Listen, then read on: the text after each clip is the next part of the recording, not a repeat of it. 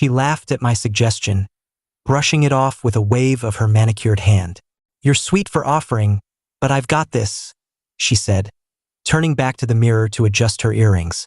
I stood in the doorway of our bathroom, watching her prepare for yet another girl's trip to Miami, the third one this year. The counter was cluttered with high-end makeup palettes and serums I'd never heard of until the credit card statements arrived. My fiancé had always loved attention. When we met 4 years ago at a mutual friend's barbecue, she was vibrant, quick-witted, the kind of woman who could command a room without trying. I fell hard for that energy. I was the steady one, software engineer, predictable schedule, the guy who paid bills on time and remembered to rotate the tires. She called me her rock. I liked that. But over the last 18 months, something shifted. Her weekends away grew longer. The stories about her friends felt rehearsed. And the new guy in her circle, Derek, started appearing in every group photo she posted. Tall, tattooed, always wearing vintage band tees and a knowing smirk. He was a music producer, which seemed to mean he spent most nights DJing at underground clubs and most days recovering on someone's couch. I first met him 6 months ago when he crashed one of our rare quiet evenings at home. She'd invited him over just to hang, she said. He walked in like he owned the place, kicked off his boots on my hardwood floor, and helped himself to the craft beer I'd been saving. "Nice setup, bro," he told me, gesturing at the living room I'd spent years curating. "Very corporate chic." She giggled at that. Actually giggled. I smiled tightly and went to the kitchen to order pizza, because apparently we were feeding him now. That night, while I cleaned up after they'd disappeared onto the balcony to talk about a collaboration, I overheard her telling him how refreshing it was to be around someone who understood creativity. Someone who didn't treat life like a spreadsheet that I pretended I hadn't heard. The trips escalated. First it was bachelorette parties for friends I'd never met. Then wellness retreats. Then spontaneous long weekends because the vibes were right. Each time I paid for the flights, the hotel suites, the bottle service, whatever kept her happy. I told myself it was temporary. Once wedding planning settled down, once she felt secure, she'd calm down. We'd get back to us. I was wrong. The real fracture happened during her cousin's destination wedding in Tulum. She'd been talking about it for months. An exclusive resort, all-white dress code for the welcome party on the beach, influencers and models flying in from everywhere. She needed the perfect wardrobe. I maxed out another card so she could have it. I wasn't invited to the wedding itself. "It's family and close friends only," she explained gently, kissing my cheek. "But you can drive me to the airport and pick me up when I get back. It'll be our little ritual." I should have seen the red flag waving like a surrender flag. Instead, I drove her to the terminal at 5 a.m., helped unload 3 suitcases that weighed more than she did, and kissed her goodbye. "Have the best time," I told her. "Send me photos." She did send photos. Hundreds of them. Group shots by infinity pools, sunset dinners, dancing barefoot in the sand. And in nearly every frame, Derek was right beside her, his arm draped casually over her shoulders, her head tilted toward him like gravity had shifted. The final night, the resort hosted a white linen beach party. She posted a story, a video of the crowd in flowing outfits, fairy lights strung between palm trees, champagne flowing. Then a photo appeared on her feed, her and Derek front and center, laughing, her hand on his chest. The caption read, "Pure magic with my favorite person." I stared at that caption for a long time. I didn't rage. I didn't call her crying. I just sat on the couch in our silent condo and felt something inside me quietly detach. She flew home 2 days later, tanned and glowing, carrying duty-free bags filled with tequila and souvenirs. I picked her up at arrivals like always. She hugged me tightly, smelling of coconut and someone else's cologne. "You won't believe how incredible it was," she gushed in the car. "The energy was just everything." I nodded. "Looks like it." She kept talking, scrolling through her camera roll to show me highlights. When Derek's face filled the screen for the 10th time, she paused, then quickly swiped past. "He's honestly become such a good friend," she said a little too brightly. "He gets the vision." I kept my eyes on the road. "Glad you had fun." That night, she fell asleep early, jet-lagged. I lay awake beside her, listening to her breathe, and realized I didn't feel jealous anymore. I felt tired, bone-deep exhausted from carrying a relationship that had become a one-man operation. The next morning, she announced she was heading to a content day with Derek and a few others. They were shooting a promotional video for a swimwear brand at a rooftop pool downtown. "It's professional," she assured me, sensing my silence. "You could come if you want. Watch from the side."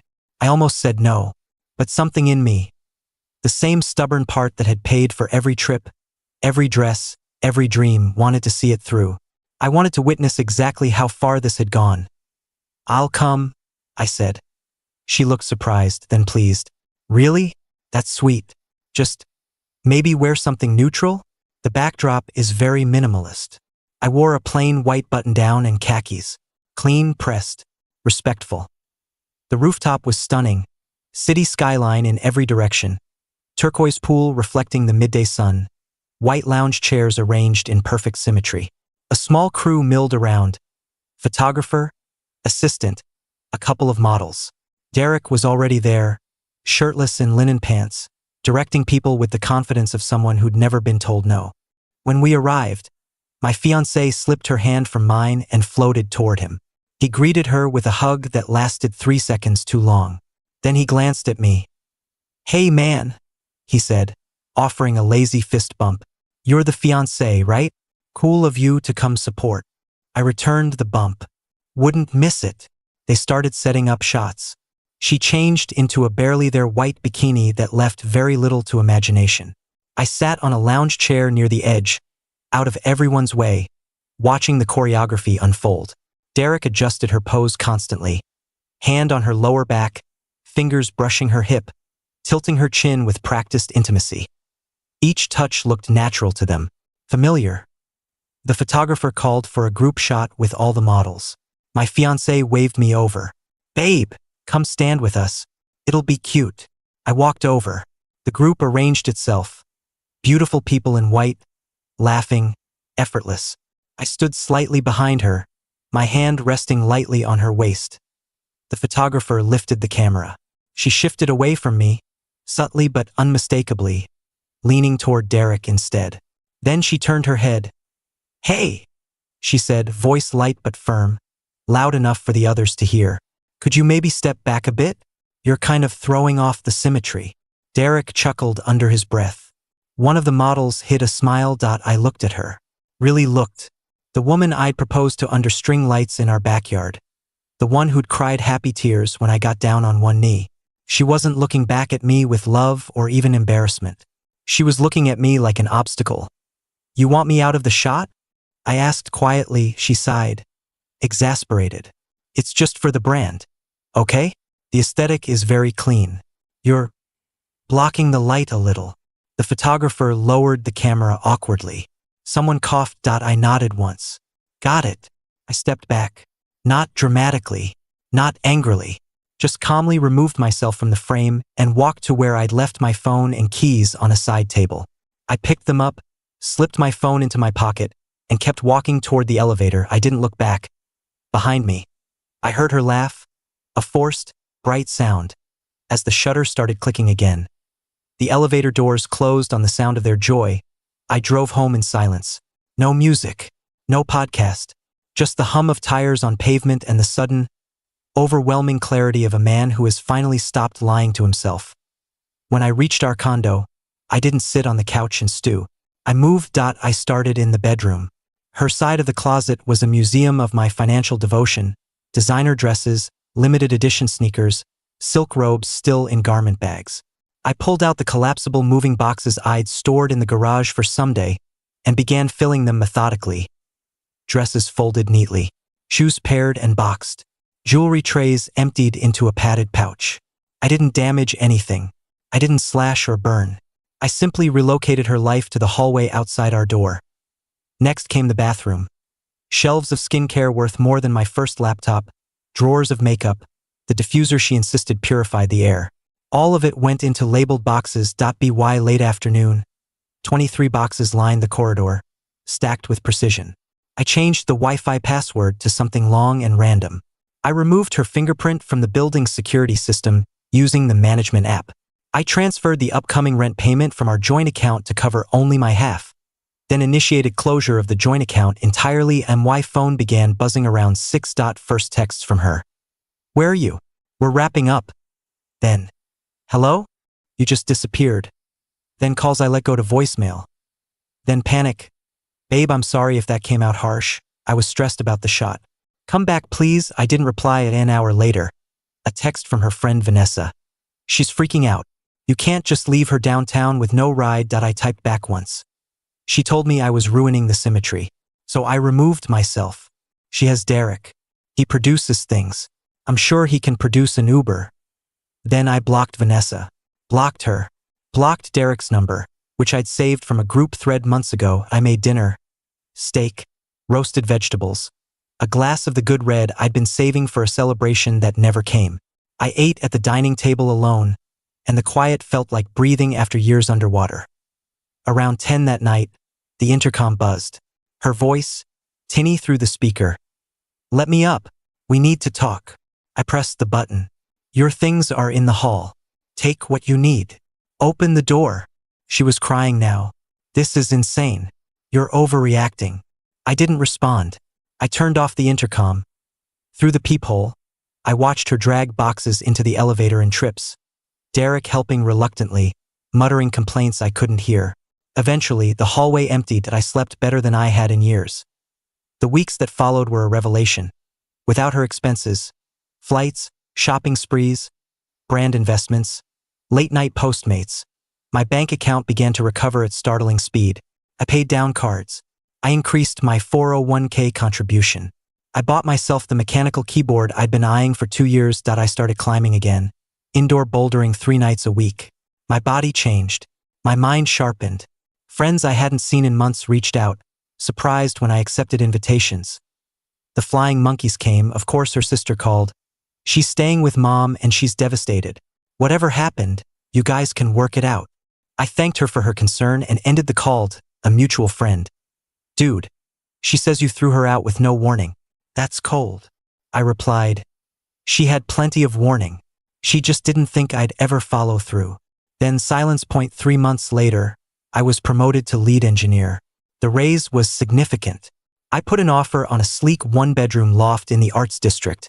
Exposed brick, high ceilings, a balcony with a view of the river. The day the offer was accepted, I treated myself to dinner at the steakhouse downtown. While waiting for dessert, I ran into Lauren, someone I'd known casually through work events. She was sharp, kind, actually interested when she asked how I was. We talked for 2 hours.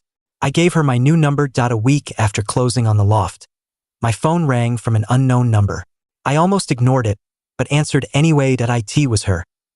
I used a friend's phone, she said immediately, voice small. I knew you'd blocked mine. I stayed silent. I'm at the coffee shop on Riverside, the one with the blue awning. I don't have anywhere to stay tonight. Things with Derek fell apart. He wasn't who I thought. I made a terrible mistake. A long pause. I miss you. I miss how safe I felt. How you always took care of everything. I didn't appreciate it. But I do now. Please, can we just talk? 5 minutes. The coffee shop was 4 blocks from my new building. I could walk there easily. I stood on my balcony. City lights glittering below. Cool breeze carrying the scent of the river. I thought about the woman who'd once been my future. I thought about the man I was becoming without her. I walked to the coffee shop. She was at a corner table, nursing a small black coffee. No fancy oat milk latte.